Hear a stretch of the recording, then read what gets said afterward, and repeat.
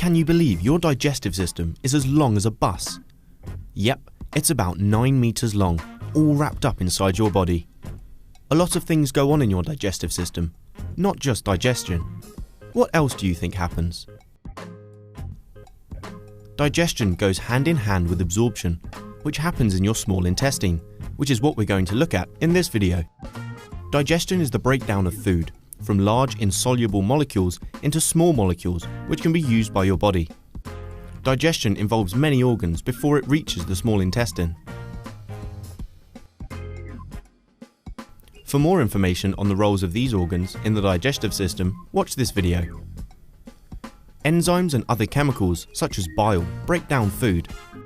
For more on the role of enzymes and bile in digestion, watch these videos.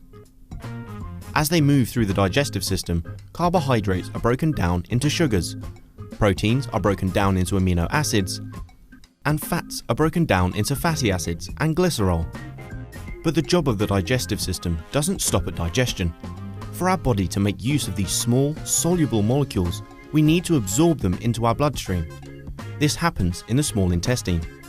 The small intestine is made up of lots of tiny, finger-like projections called villi. The villi increase the surface area of the small intestine. The larger the surface area, the more absorption that can take place.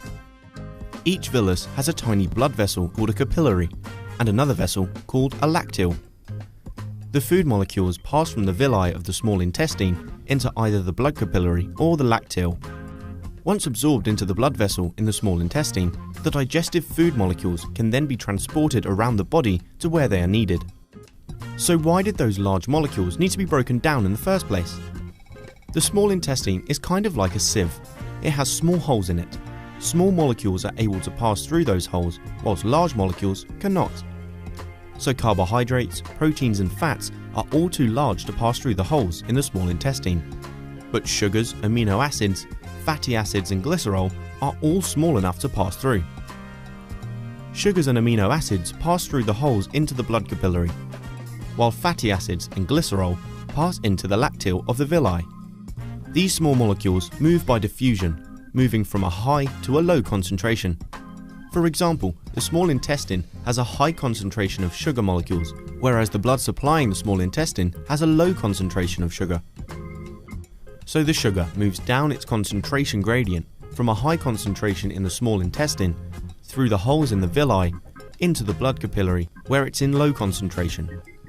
Sugar, amino acids, fatty acids and glycerol all use diffusion to move into the blood within the small intestine.